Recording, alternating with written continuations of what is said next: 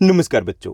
आज के इस एपिसोड में हम डिस्कस करेंगे क्लास 9th इंग्लिश के हमारे सेकंड टर्म के सिंपल क्वेश्चन पेपर को। साथ ही साथ हम बात करने वाले हैं आपके एग्जाम के ब्लूप्रिंट की, आपके एग्जाम के पैटर्न की, कहां से कितने क्वेश्चंस पूछे जाएंगे, कितने मार्क्स के रहेंगे, आपके एग्जाम में कितने पार्ट्स रहने वाले, ये सब कुछ हम डिस्कस करेंगे। इसके अलावा हम बात करेंगे टाइम मैनेजमेंट की कि आपको किस सेक्शन पे, किस पार्ट पे कितना टाइम देना है ताकि आप अच्छे से अपने एग्जाम को अटेम्प्ट कर पाओ। Let's begin. चलिए शुरुआत करते हैं। सबसे पहले जैसा कि आप सभी को पता है कि आपके एग्जाम जो रहेगा उसमें मैक्सिमम मार्क्स रहेंगे 40, टाइम रहेगा आपका 2 आवर्स का, और इसमें आपका जो एग्जाम रहेगा उसमें 3 पार्ट्स रहेंगे। ओके, यानी कि यहाँ पे 3 सेक्शन हम कह सकते हैं। पहला जो हमारा पार्ट रहेगा वो रहेगा रीडिंग स्किल का। ये आपका 10 मार्क्स का रहेगा। यहाँ पर आपको 2 अनसीन पैसेज दिए जाएंगे। जो अनसीन पैसेज होंगे उसमें से फर्स्ट पैसेज काफ़ी ज़्यादा लेंथी रहेगा तो आपको थोड़ा सा टाइम ज़्यादा लगेगा वहाँ पर। सेकंड जो आपका पैसेज रहेगा वो उतना ज़्यादा लेंथी नहीं रहेगा। ये जो अनसीन पैसेज रहेंगे ये आपके करंट इश्यूज से ही रिलेटेड रहेंगे। क्लियर? यानी कि फर्स्ट पार्ट हमारा रीडिंग स्किल का रहना है और वो आपका 10 मार्क्स का रहेगा। टाइम कंज्यूमिंग जरूर रहेगा लेकिन स्कोरिंग भी रहेगा। थोड़ा सा फोकस किया तो आप आउट ऑफ आउट यहाँ से स्कोर कर सकते हो। उसके बाद सेकंड जो पार्ट रहेगा हमारा वो रहेगा राइटिंग और ग्रामर का। ये आपका 10 मार्क्स का रहेगा तो इसमें राइटिंग स्किल्स से रिलेटेड भी आपके क्वेश्चन रहेंगे, ग्रामर से रिलेटेड भी आपके क्वेश्चंस रहेंगे। टाइम कंज्यूमिंग बिल्कुल नहीं रहेगा। थर्ड जो आपका पार्ट रहेगा वो लिटरेचर का रहेगा और ये आपका 20 मार्क्स का रहेगा। यानी कि आपका 40 मार्क्स का टोटल एग्जाम है, उसमें से 50% जो आपके क्वेश्चंस रहेंगे वो लिटरेचर से रिलेटेड रहेंगे और इसमें आपको खूब सारी इंटरनल चॉइसेस मिलने वाली है। अब अगर हम बात करें टाइम मैनेजमेंट की तो आपका पहला पार्ट जो रीडिंग स्किल्स का है इसमें मेन फोकस आपका जो फर्स्ट रहेगा अनसीन पैसेज उसके ऊपर रहेगा क्योंकि वो बहुत ज़्यादा लेंथी रहने वाला है। तो ये आपका 30 मिनट्स में हो जाना चाहिए। यानी कि फर्स्ट जो हाफ एन आवर है उसमें आपका पहला पार्ट कंप्लीट करना है। आपको कोशिश करनी है कि जैसे आपको क्वेश्चन पेपर मिले आप रीडिंग करना स्टार्ट कर दीजिए, क्योंकि यहाँ पर आपने अगर ज़्यादा टाइम कंज्यूम कर लिया, काफ़ी सारे स्टूडेंट्स के साथ ऐसा होने वाला है कि अगर उन्होंने फोकस करके रीडिंग नहीं की तो क्या होगा, पहली बार रीडिंग की कुछ समझ में नहीं आया, दूसरी बार अगर रीडिंग की तो सीधी सी बात है कि 20 मिनट्स जहाँ पहली रीडिंग में लग रहे थे आपको दोनों पैसेज को रीड करने में, वो डबल लग जाएगा टाइम, 40 मिनट्स लग जाएंगे। अगर 40 मिनट्स लगते हैं तो आपको 50 मिनट्स लगेंगे पहले सेक्शन को करने में, और अगर यहाँ पर आपने 50 मिनट्स लगा दिए इट मीन्स दैट सब कुछ होच पोच हो जाएगा, आप टाइमली अपने एग्जाम को कंप्लीट नहीं कर पाओगे। इसलिए ज़रूरी है कि आप फोकस के साथ इस सेक्शन को 30 मिनट्स में करने की कोशिश कीजिए। कोशिश कीजिए कि आपको सेकेंड रीडिंग ना देनी पड़े यहाँ पर। ओके, उसके बाद सेकेंड जो आपका पार्ट रहेगा राइटिंग एंड ग्रामर स्किल का, इसमें भी आपको 30 मिनट्स लगाने हैं। यानी कि यहाँ पर आपके पास 30 मिनट्स रहेंगे। ग्रामर में इतना टाइम आपको नहीं लगेगा, लेकिन जो राइटिंग स्किल्स है तो वहाँ पे आपको 15 to 20 मिनट्स लग सकते हैं। लेकिन आपके फर्स्ट जो आ रहेगा 1 आ रहेगा उसमें आपके फर्स्ट 2 सेक्शन, फर्स्ट 2 पार्ट है वो कंप्लीट हो जाने चाहिए। क्लियर? उसके बाद जो लास्ट 1 आ रहेगा उसमें आप फोकस करोगे लिटरेचर के ऊपर। लिटरेचर में थोड़ा सा, क्योंकि इतना लेंथी तो नहीं है, क्वेश्चंस आपके जो रहेंगे वो इतने लेंथी तो नहीं रहेंगे, लेकिन कुछ क्वेश्चंस ऐसे रहेंगे जहां पर आप थोड़ा सा सोचोगे, अपने लैंग्वेज में लिखने की कोशिश करोगे, थोड़ा सा ज़्यादा टाइम लगेगा। इसलिए यहां पर भी आपको 1 आवर मिलना चाहिए। यानी कि आपको लास्ट 1 आवर है उसमें आप फोकस करोगे अपने लिटरेचर के ऊपर। ओके, यानी कि फर्स्ट सेक्शन जो रहेगा वो उसमें 30 मिनट्स में हमें कंप्लीट करने की कोशिश करनी है। सेकंड को नेक्स्ट जो हमारा सेक्शन पार्ट रहेगा उसको भी 30 मिनट्स में, यानी कि फर्स्ट 1 आवर में हमारे पहले 2 पार्ट हो जाने चाहिए। और लास्ट जो 1 आवर है उसमें आपका थर्ड पार्ट लिटरेचर का है वो आपको कंप्लीट करना है। ओके, सभी क्वेश्चंस कंपलसरी रहेंगे, यानी कि इंटरनल चॉइसेस जरूर मिलेगी लेकिन एक्सटर्नल कोई चॉइसेस नहीं रहेगी। ओके, तो चलिए हम शुरुआत करते हैं, देखते हैं कि आपका एग्जाम, आपका क्वेश्चन पेपर कैसा रहने वाला है। तो ये पहला आपका सेक्शन रहेगा, इसमें रीडिंग स्किल का ये पार्ट है और ये 10 मार्क्स का रहेगा। तो इसमें पहला जो पैसेज दिया गया फर्स्ट क्वेश्चन में अनसीन पैसेज हमें दिया गया, ये 5 मार्क्स का रहेगा। ये आपका सस्टेनेबल डेवलपमेंट से रिलेटेड है। ओके, तो अगर आप पहले जो भी आपका अनसीन पैसेज दिया जाएगा तो उसके कंसेप्ट को थोड़ा सा समझ के चलोगे तो आपको आगे समझने में ज़्यादा प्रॉब्लम नहीं आएगी। Sustainable development means that development taking care of the future generation, की एक ऐसा डेवलपमेंट जिसमें हम फ्यूचर जनरेशन को भी ध्यान में रख करके चलें, and taking care of the environment to without harming the environment, यानी कि हम इन्वायरमेंट को भी डैमेज ना करें, एंड इक्वल डेवलपमेंट ऑल। यानी कि इसमें 3 मेन कंसेप्ट रहते हैं जब हम सस्टेनेबल डेवलपमेंट की बात करते हैं। Means a development taking care of the future generation without harming the environment और without damaging the environment, and equal development for all. तो उसको हम बोलते हैं सस्टेनेबल डेवलपमेंट। तो उसी के बारे में ये अनसीन पैसेज दिया गया, इसको मैं कंप्लीट रीड नहीं करने वाला हूँ, और ये यहाँ से आप स्क्रीनशॉट ले सकते हो ताकि आप इसको अच्छे से सॉल्व कर सको या फिर इसकी प्रैक्टिस कर पाओ। तो ये आपका काफ़ी ज़्यादा लेंथी रहेगा। यहाँ पर जैसे मैंने दिया तो वर्ड्स लिमिट यहाँ पर मैंने कम दिए, इससे भी ज़्यादा आपकी वर्ड लिमिट रहेगी, ये आपका 400 to 500 वर्ड्स में भी हो सकता है। क्लियर? उसके बाद इसी पर बेस्ड रहेंगे आपके क्वेश्चंस, यानी कि आपको 6 क्वेश्चन दिए जाएंगे, उसमें से एनी 5 करने हैं। इट मीन्स दैट ये भी इजी रहेगा, यानी कि एक क्वेश्चन कुछ ऐसा पूछ लिया जाए कि जैसे आपको वर्ड मीनिंग पूछ लिया गया और एग्जैक्टली आपको नहीं पता, तो उसको आप स्किप कर सकते हो। क्लियर? तो एनी 5 क्वेश्चन हमें करने होंगे यहाँ पर, और दिए जाएंगे हमें 6 क्वेश्चन। जैसे हम जनरल देखते हैं कि according to the extract, in what way is sustainable development interconnected to economy and society. जो सस्टेनेबल डेवलपमेंट है that is entirely connected with the usages of the resources. जो हमारी रिसोर्सेज हैं उनके यूजेज से रिलेटेड है, कि हम उनको ओवर यूज करें that is going to damage our environment, अपने इन्वायरमेंट को डैमेज करने वाला है। और उन्हीं रिसोर्सेज के ऊपर हमारी इकोनॉमी डिपेंड करती है, और उन्हीं रिसोर्सेज के ऊपर हमारी सोसाइटी डिपेंड करती है। सो इट इज़ इंटरकनेक्टेड है। ओके, जैसे मान लीजिए कि लैंड पॉल्यूशन हो रहा है, तो इकोनॉमी भी उसी के ऊपर डिपेंड कर रही है, और सोसाइटी तो उससे रिलेटेड है। पॉल्यूशन हो रहा है तो हम भी उसी से रिलेटेड है। ओके, तो सिंपल से यानी कि आपको आंसर देने हैं। उसके बाद सेकंड जैसे क्वेश्चन दिया गया, how can the present generation ensure the access to these natural resources for the future generation. कैसे हम इंश्योर कर सकते हैं? By conservation of the resources. हम रिसोर्सेज को कंजर्व अगर करें, हम जुडिशली अगर उनको यूज करें, तो हम ऐसा कुछ कर सकते हैं। थर्ड जैसे दिया गया, the 3 sphere framework dimensions domains and pillars had an addition of 4th sphere. इसमें 4th स्फीयर क्या है? 4th स्फीयर है कल्चर। ओके, कल्चर की अगर हम बात करें, गवर्नमेंट की अगर बात करें, तो वो 4th स्फीयर आ जाएगा, जो इसमें इंक्लूड है कि जब तक हम सस्टेनेबल डेवलपमेंट अगर हमें अचीव करना है, तो हमें गवर्नमेंट को इन्वॉल्व करना होगा, या फिर हमें वो कल्चर डेवलप करनी होगी कि हाँ, इन्वायरमेंट इज आ पार्ट, वो हमारा पार्ट है।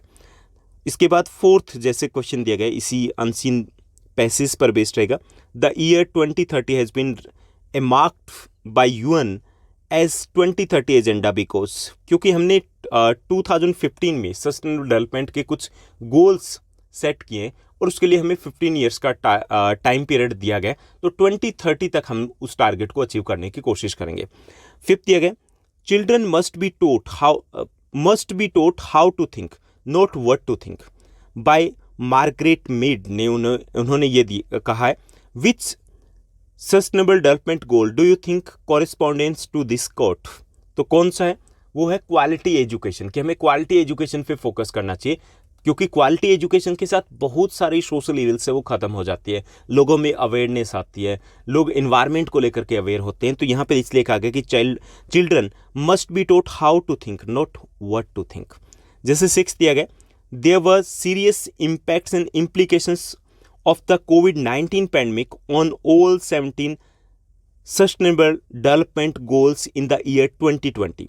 What does the word implication stand in this context? Implication जो word यूज किया गया, implications, इसका मीनिंग क्या है ये हमें बताना है। तो implications का मीनिंग होता है कि the effect of something on something, यानी कि किसी चीज़ का किसी दूसरी चीज़ के ऊपर जो इफेक्ट है, जो फ्यूचर में पड़ सकता है, उसको बोलते हैं implications। ओके, तो कोविड-19 के जो इम्प्लीकेशंस है वो फ्यूचर में भी हमें दिखाई देंगे।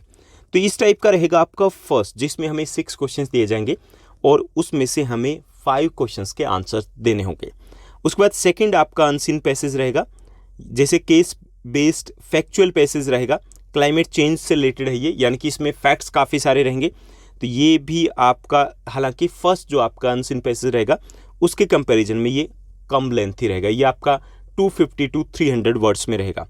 तो इसको भी मैं डिटेल में रीड नहीं करने वाला, और इसी पर बेस्ड इसी टाइप के आपके क्वेश्चन रहेंगे।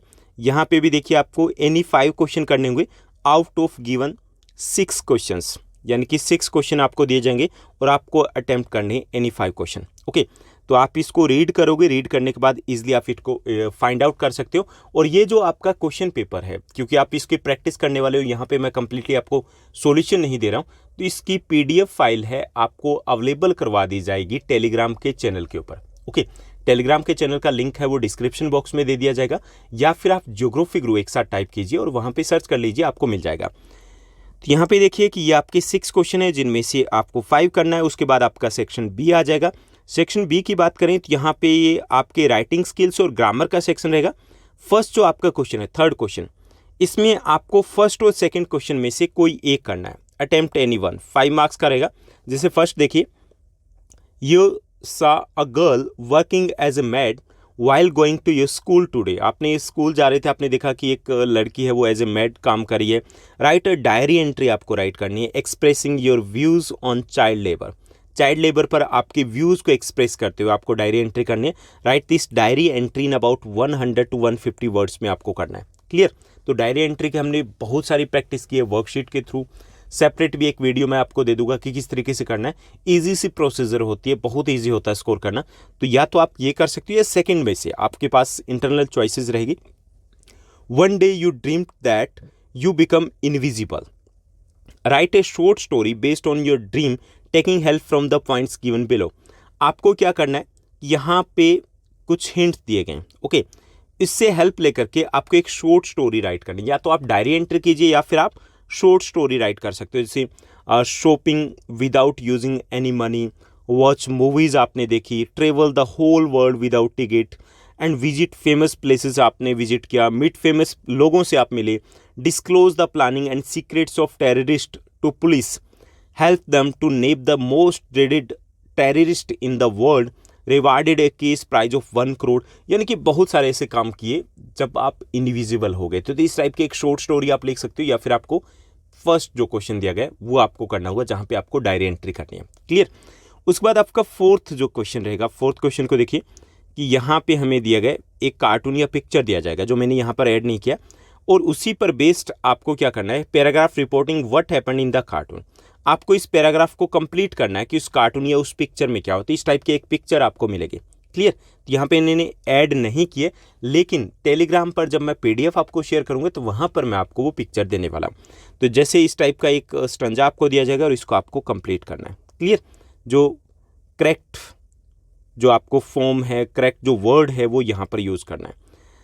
उसके बाद नेक्स्ट देखिए, नेक्स्ट हमें फिफ्थ जो क्वेश्चन दिया गया, यहाँ पे जम्बल्ड वर्ड्स या फ्रेजेस दिए गए, उनको क्या करना, अनजम्बल्ड करना है, मीनिंगफुल फ्रेजेस में उनको कन्वर्ट करना है। जैसे यहाँ पे एग्जांपल भी दिया गया कि the of plight Tanzanians would like know the you about to, would you like to know about the plight of the तंजानियंस।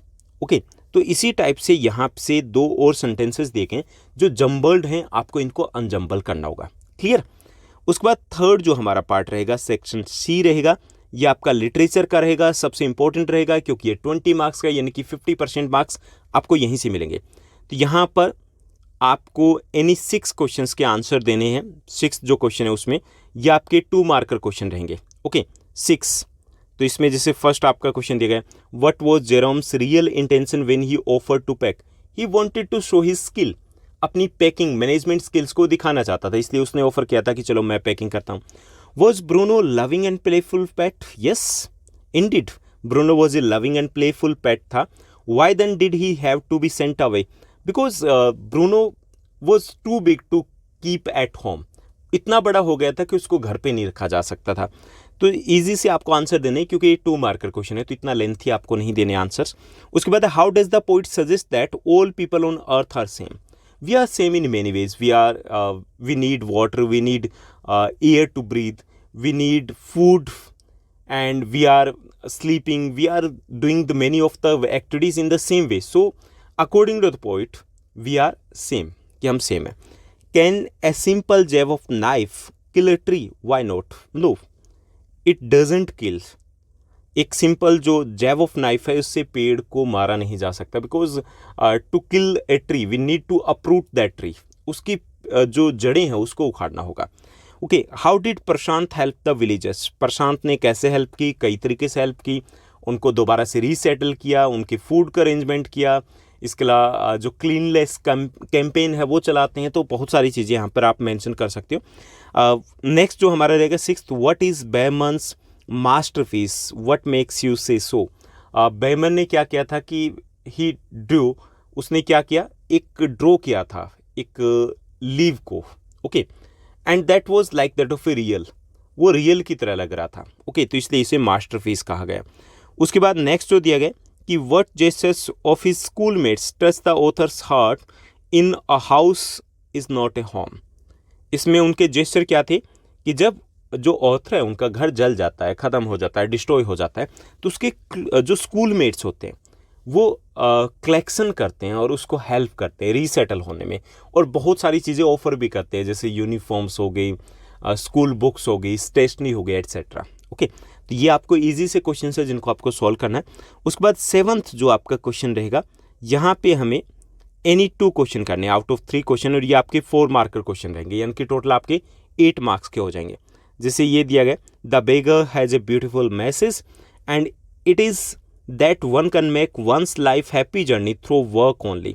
Describe how the author demonstrates the simple principal. यहाँ पे समराइज करना है हमें इस चैप्टर को कि बेगर किस तरीके से एक मैसेज, क्लियर मैसेज देता है कि कोई भी काम छोटा नहीं होता। ओके, उसके बाद सेकंड जो क्वेश्चन दिया गया, after reading about the Santosh Yadav and Maria Sharapova, would you say that some people are born great or do you think that it is the hard work which makes the person great? तो ये हमें explain करना है कि it is the hard work that makes the person great, example लेकर के। Okay, दोनों की स्टोरी से। और थर्ड हमारा क्वेश्चन रहेगा, how did Gerard outwit the intruder and save himself. किस तरीके से वो इंट्रूडर है उसको एक तरीके से हरा देता है, अपने आप को बचाता है, तो ये हमें यहाँ पर बताना है। ओके, तो ये रहेगा आपका क्वेश्चन पेपर, इस टाइप का रहेगा। इसकी पीडीएफ फाइल है, आपको शेयर करने वाला हूँ, प्रैक्टिस कीजिएगा। जितने भी क्वेश्चंस यहाँ पे दिए गए वो सारे क्वेश्चंस काफ़ी ज़्यादा इंपॉर्टेंट आपके एग्जाम में रिपीट हो सकते हैं। तो इस एपिसोड में, इस वीडियो में बस इतना ही।